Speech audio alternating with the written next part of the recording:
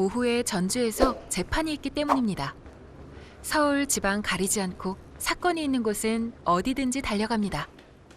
먼 거리 이렇게 자주 잡으시는 이건 제가 잡는다고 잡는 게 아니고, 왜냐하면 사실 서초동에는 변호사 사무실이 워낙 많아가지고 실제로 걸어 들어오시는 분은 거의 없거든요. 그러니까 거의 없는 게 아니라 아예 없어요. 그래서 저희는 이제 저는 블로그도 하고 뭐 유튜브도 하고 그러다 보니까 뭐 가까우신 데만 저한테 상담 오시는 게 아니라 전국적으로 와요.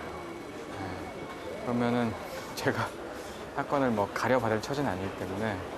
네. 이것이 바로 드라마에서는 알려지지 않는 현실 변호사의 모습이죠. 저기 와 있네요. 버스 탑승하도록 할게요. 바쁘게 달린 덕에 다행히 늦지 않게 도착했습니다. 잠시 짬을 이용해서 개인 방송을 준비하는데요. 편안한 여행을 위해서 목베개를 불어야 되겠죠. 이 목베개가요, 신형입니다. 신형. 사실 개인 방송을 시작한 목적은 따로 있었습니다. 첫 번째 목적은 시작하게 된 계기는 당연히 수입 목적이었어요. 사람 많이 만나고 의뢰인을 잠재적인 의뢰인들을 많이 만나야 되니까. 그래서 마을 변호사도 신청했었고 명예교사도 신청했었고, 그다음에 법원 무료 상담 이런 것도 신청하고, 형사 당직 변호사라 그래서 경찰서의 유치장으로 출동해서 거기 있는 사람 상담하는 것도 신청했었고, 뭐 여러 가지 활동을 했었어요. 근데 막상 하고 보니까 이 상담 시간에 비해서 그게 수임으로 연결되는 일은 많이 없었어요. 아시죠? 가만히 앉아서 사건을 수임하기란 하늘의 별 따기입니다. 더 많은 의뢰인을 만나기 위해서는 변호사도 발로 뛰어야 하는 세상이죠.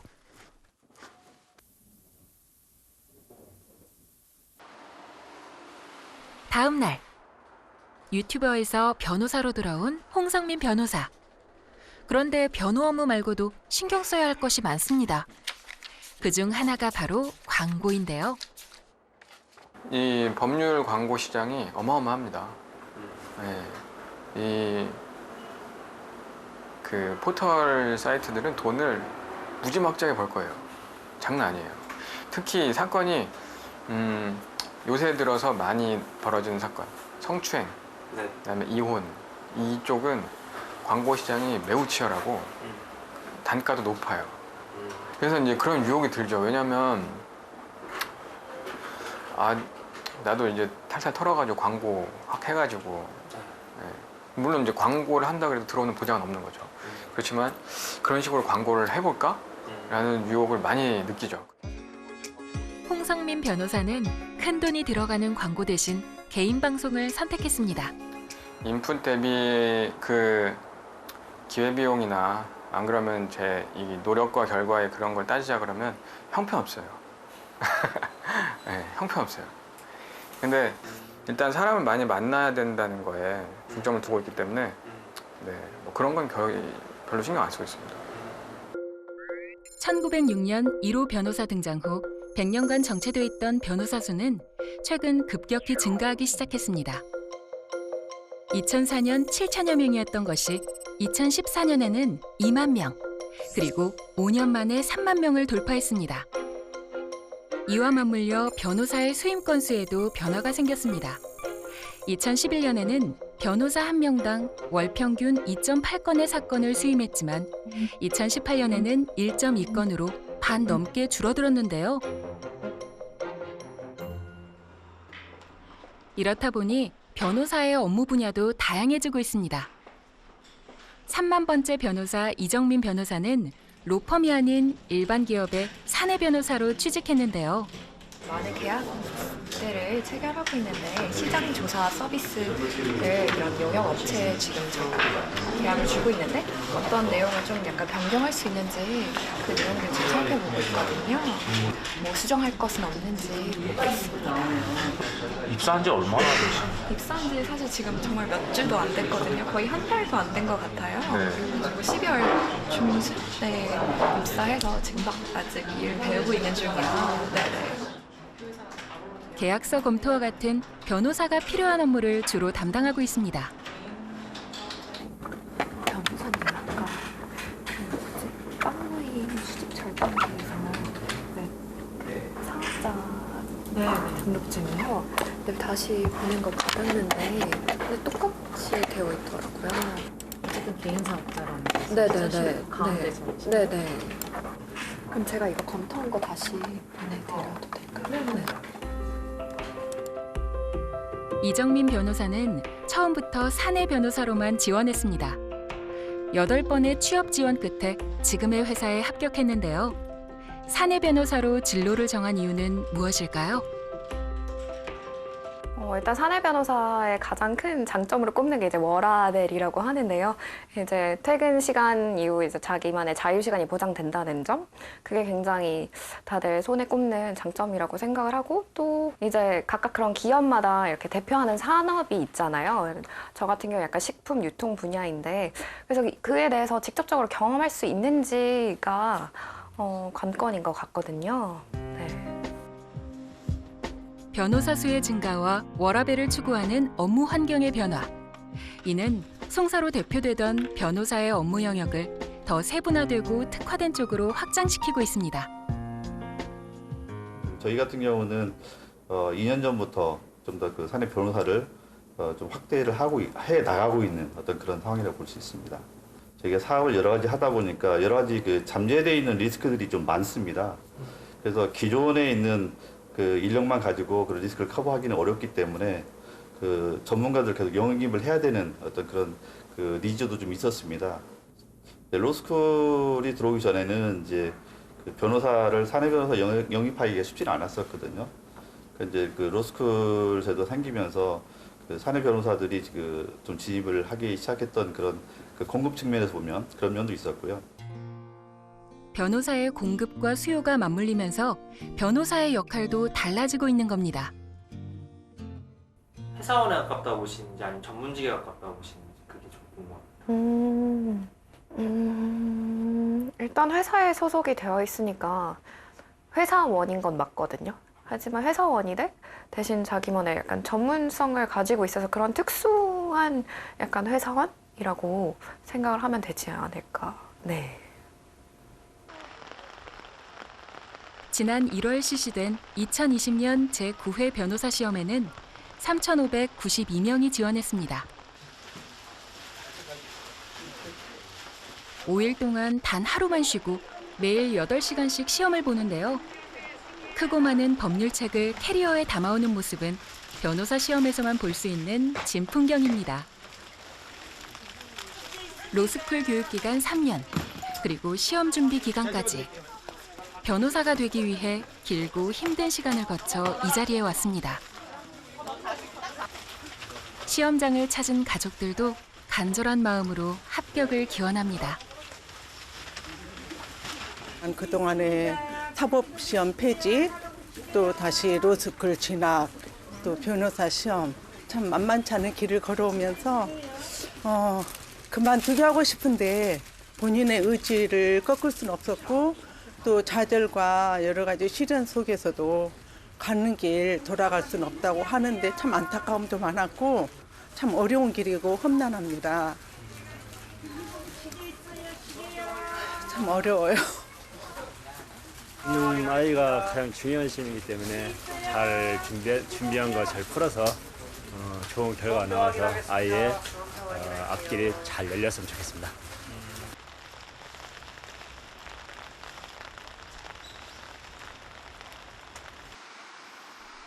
하지만 변호사 시험에 합격해도 신입 변호사의 길이 순탄치만은 않습니다. 대한변호사협회에서 청년 변호사 특별위원으로 활동한 박철 변호사. 청년 변호사의 처우를 들여다보니 불합리한 경우가 많았다는데요. 원래 변호사 시험을 합격하고 변호사 자격증이 다 나옵니다. 그러니까 변호사긴 변호사인데 법정에 나가지 못하는 변호사가 6개월 동안 유지되는 거죠. 수습을 마치지 않으면. 근데 그 6개월이 사실상 중복적인 성격을 가지고 있어요. 노동도 해야 근로도 하지만 또 교육도 받는 기간이거든요. 6개월이. 그러다 보니까 수습처나 이런 데는 작고 수습은 해야겠고 이런 그 제도라든가 이제 현실적인 문제에 부딪히면서 이제 그런 것들을 악용하는 분들이 좀 생겨난 것 같아요. 변호사법에 따르면 변호사 시험에 합격 후 지정된 기관이나 로펌에서 6개월 이상 수습 기간을 거쳐야 합니다. 그런데 이때 일부 로펌이 부당한 대우를 가하는 겁니다. 변호사 세계에서는 이를 악덕 로펌, 이른바 블랙 로펌이라고 부릅니다. 예를 들어서 변호사가 신문에 기고를 하는데, 그러니까 그 지도 변호사가 근데 그 법과 관련된 예를 들어서 뭐 기고를 해요. 그러면 그 기고글을 대신 쓰게 한다든가, 수습 기간 동안은 법정을 출입을 못하니까 마치 법정에 가는 그런 것들을 익혀야 된다라고 표면적으로는 하지만 사실상 운전을 시킬 용도로 운전을 계속 데리고 다니면서 그렇게 한다든가, 수습 기간임에도 불구하고 야근이나 이런 일들을 너무 과다하게 줘서 지속적인 야근을 하지 않을 수 없게끔 만든다거나, 수습 변호사들이 처리할 수 있는 양은 제가 보기에 한 15건 전후반인 것 같아요. 근데 수습 변호사한테 오자마자 3, 40건의 사건을 주는 거죠. 그리고 그거를 해결하기 위해서 이 수습 변호사는 밤을 새는 거죠. 과다한 업무에 수없이 야근을 하는 것도 모자라 선임 변호사의 개인적인 업무까지 하는 수습 변호사들. 보수는 제대로 지급이 될까요? 수습 기간이니까 임금 지급을 안 한다거나, 수습 기간 동안에 아주 필요한 뭐 교통비 정도만 지급하는 뭐 3, 40만 원 정도 이렇게 지급을 한다던가. 3, 뭐 이런 40만 거. 원을 한 달에요? 그렇죠. 열정페이라 부르기도 민망할 만큼 턱없이 적은 보수. 버티고 또 버텼지만 일을 하면 할수록 돌아오는 건 좌절감뿐입니다. 고용보장을 약속해놓고 어기는 경우도 부지기수. 수습 변호사 10명을 정직원으로 채용할 것처럼 해서 과도한 업무를 시키고 단 한 명도 고용하지 않은 경우도 있습니다. 보면 서로 경쟁시켜서 좋은 서면 작성한 수습 변호사에 가점 주는 방식으로 6개월 동안 이렇게 조작된 자발성을 강요해서 그중에서 한 명도 고용도 안 하고, 아까 말씀드린 그 사안에 대한 내용을 담은 거고요. 부당한 대우를 받아도 수습 변호사들은 불합리하다는 목소리를 낼 수가 없습니다. 인사상 불이익을 받거나 변호사 업계에서 나쁜 평판을 얻게 될까 두렵기 때문입니다. 울며 겨자 먹기로 참을 수밖에 없는 겁니다.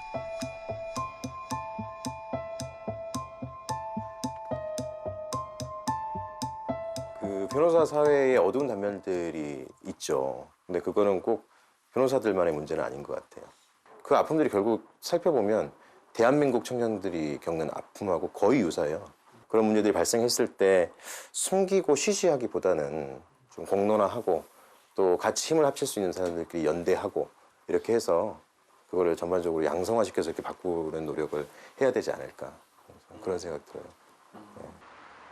개업을 하면 보통 법조타운에 자리를 잡습니다. 특히 서초동 법조타운은 우리나라 변호사 사무실의 4분의 1이 집중되어 있는데요. 대법원, 대검찰청을 비롯해 서울중앙지법, 서울중앙지검까지 6개의 법조기관이 모여있기 때문입니다. 하지만 개업을 하는 것도 녹록지 않습니다. 서초동 법조타운에서 변호사들을 대상으로 20년간 공인중개업을 해온 분의 이야기를 들어봤습니다. 변호사의 어려움을 체감하고 있다는데요. 여기가 빈 지 얼마나 됐나요?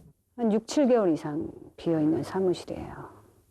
이게 이렇게 비어있는 거예요? 이제 요게 이제 대로변에 있고 금액이 조금 이제 비싸다 보니까 변호사분들이 이제 안쪽으로 좀 싼 데로 이제 선호하시다 보니까 이제 빈지가 오래됐죠. 예전에는 대로변에 위치 좋은 곳이면 다 아, 공실이 없었죠. 공실이라는 걸 모르고 살았죠. 소유주분들께서. 대로변에 위치한 50평 사무실의 경우 호황이었을 때는 임대료가 7,800만 원이었지만 요즘은 450만 원에도 못 미칩니다. 공실률도 꽤나 높아졌다는데요.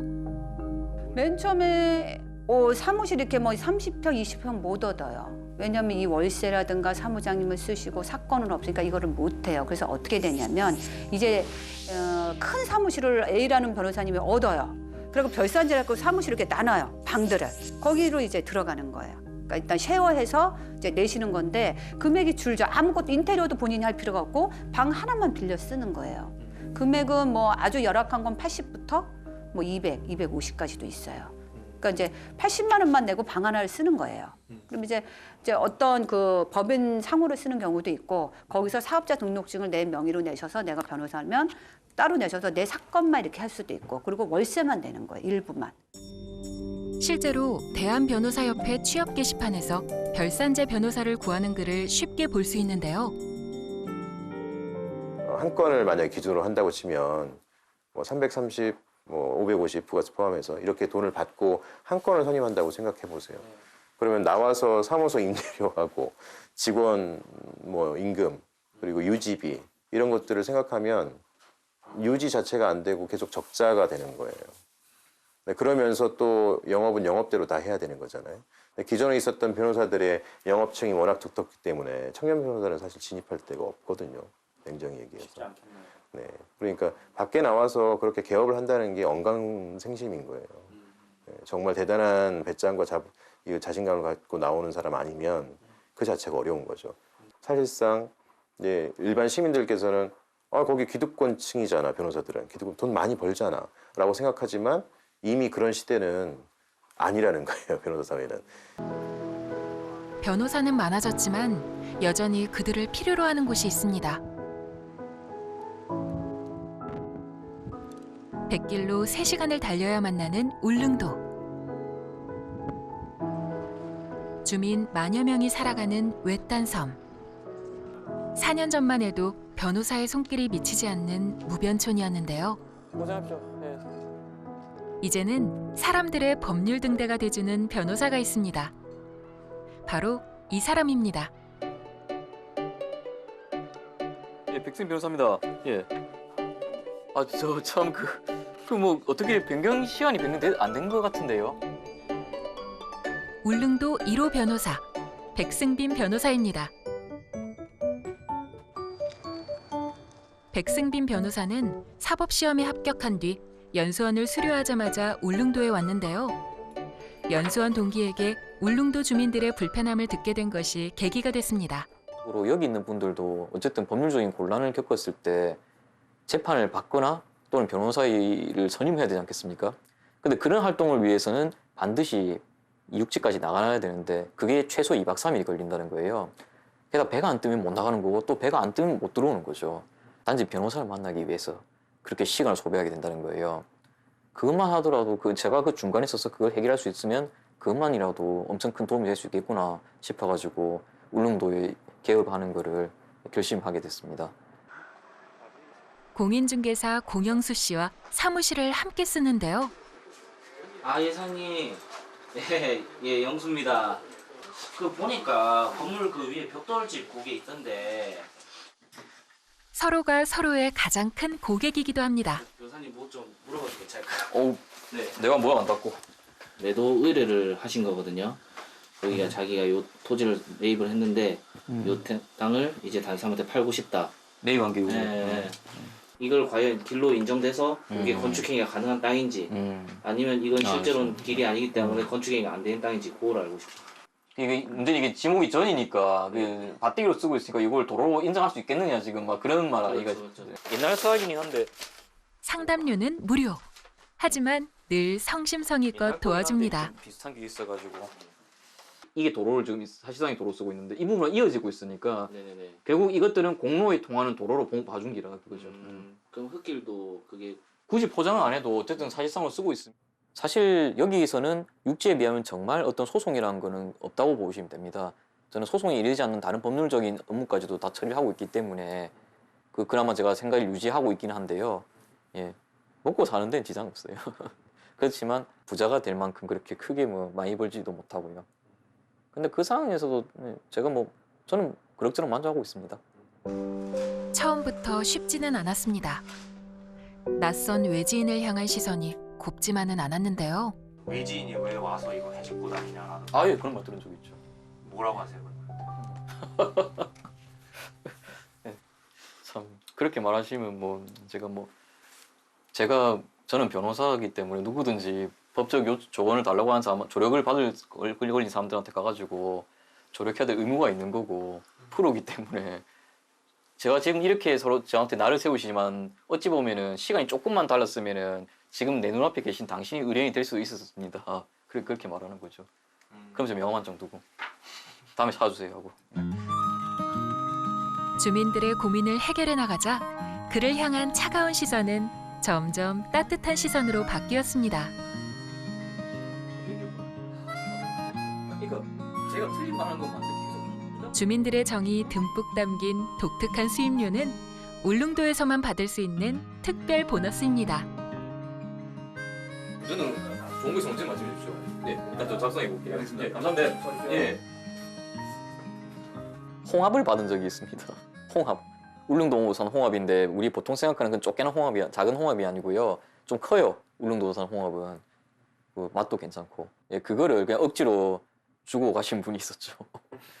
원래 수임료를 안 받을 일이었긴 했는데 안 받는다는데 계속 억지로 주고 가신 분이 있었어요. 예. 그거랑 고로쇠 받은 적도 있고 고로쇠 무료. 예. 이제는 명실공히 유일무이한 울릉도 변호사로 활동 중입니다. 그날 오후 기타를 메고 거리로 나선 백승빈 변호사. 아이고 수고하셨습니다. 열심히 하고. 예. 울릉도에 들어온 후 기타 동아리에 가입했는데요. 난생 처음 잡은 기타와 난생 처음 만난 사람들이 외로운 섬 생활에서 위로와 활력소가 되고 있습니다. 저는 울릉도에 연고가 아무것도 없습니다. 아무리 우리 그 당시에는 또 우리 그 중개사 친구도 그 당시에는 안 들어와 있었거든요. 그러니까 저는 거의 외톨이 수준이었죠. 어떻게 좀 고만고만한 우리 나이들끼리 사람들끼리 모여서 뭔가 친목 활동을 할 수 있는 게 없는가 싶었어요. 기타 연습도 하다가 또 같이 놀러도 가고, 예, 예를 들면 여름에 바닷가 가서 고기 구워 먹는다든지 그런 거 있지 않습니까? 예, 그런 활동을 하면서 저한테는 정말 참 좋은 제 마음이 휴식처 같은 그런 동아리죠. 웬일이 이래? 낯선 울릉도에서 큰 힘이 돼준 기타와 회원들. 사실 이들에게도 백승빈 변호사의 등장은 낯선 일이었는데요. 이제 기타 동아리로 들어오셔가지고 이야기하는데 전혀 변호사 같지가 않은 거예요. 너무 친근하고 그리고 또 이제 말씀하시는 게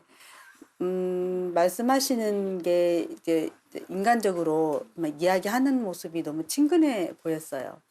그 계란빵이 차갑고 딱딱하기만 생각했던 변호사와는 정반대였습니다. 울릉도를 찾아준 백승빈 변호사에게 항상 고마운 마음인데요. 오고 가기 어려운 이 낙후 지역에 변호사님이 계신다는 것 자체만으로도 우리 주민들한테는 큰 힘이 될 거라고 생각해요. 저도 개인적으로 이제 어떤 좀 이제 삶에서 문제가 좀 있어가지고 상담을 드렸는데 사실 법적인 것을 어딘가에 물어본다는 것은 참 쉬운 일이 아니거든요. 근데 그걸 또 가까이 계시니까 제가 가서 여쭤봤는데 법보다도 사람과의 관계가 먼저라고 이야기를 해주셔가지고 예, 좀 마음도 많이 누그러지고 좀 그래서 도움을 좀 받았습니다. 네. 그저 더 많은 사람들에게 법적인 도움을 주고 싶어서 선택한 울릉도였습니다. 도시의 변호사처럼 화려하지는 않지만 법이 필요한 주민들과 함께하는 소소한 행복이 가득합니다. 슬픈 예감 가누면서 내게로 달려갔던 날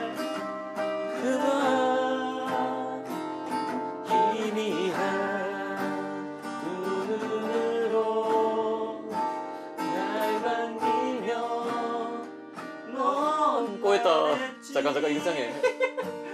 헤어진 그에서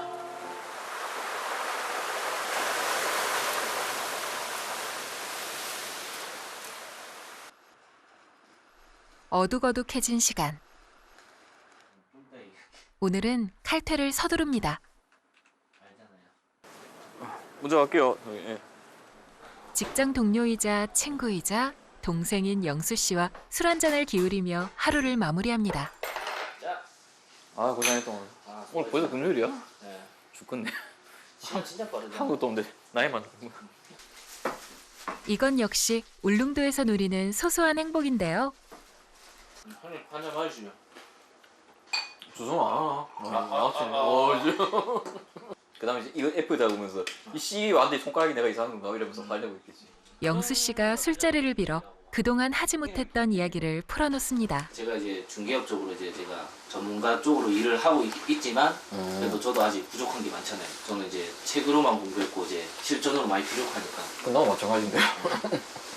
근데 그래도 이제 권리관계라든가 이런 분석할 때 상호 이해관계 거기에 대해서도 이제 형님이 진짜 명확하게 잘 풀어주시고. 니 뭐 먹고 싶노? 뭐 그러는데? 요거 먹고 싶다.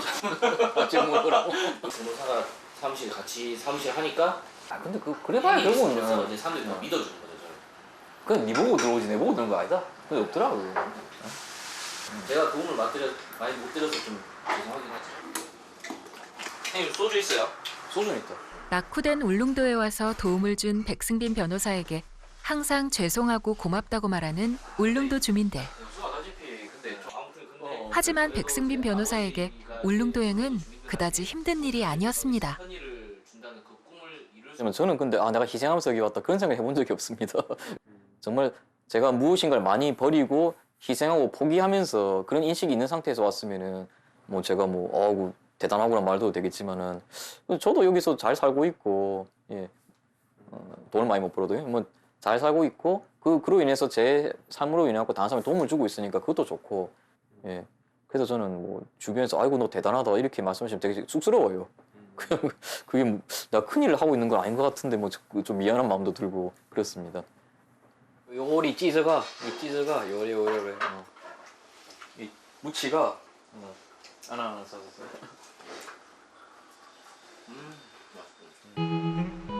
백승빈 변호사에게 높은 보수와 명예, 화려함은 먼 이야기입니다.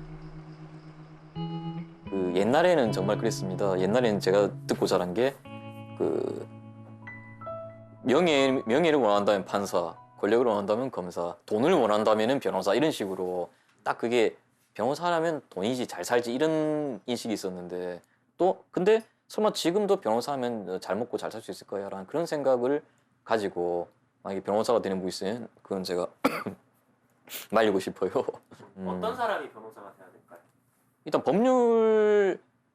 법률이 지식의 습득을 통해서 남을 도와주는 것에 흥미를 느끼고 거기 재미를 느끼는 분이라면 당연히 좀 변론을 통해서 싸워서 이기는 것에 쾌감을 느끼는 그런 분들도 있잖아요. 좀 전문적인 일에 대해 가지고 법률을 통해서 법률을 무기로 삼아서 승리하고 그래서 남을 도와주고 자기 돈도 벌고 하는 거 그런 걸 좋아하는 사람들한테는 당연히 좋죠. 언젠가 울릉도를 떠날지도 모를 일입니다. 하지만 그는 법이 필요한 곳에 있을 겁니다. 주변에 변호사가 흔해졌습니다. 이들도 우리처럼 저마다의 고민을 안고 살아갑니다. 변호사라는 타이틀에 빛이 바랜 시대. 변호사로 살아남기 위해서는 시민들과 같이 숨쉬어야 합니다. 그리고 그건 우리가 잠시 잊고 있었던 변호사라는 직업의 본질이기도 합니다. 변호사의 자격. 여러분은 무엇이라고 생각하시나요?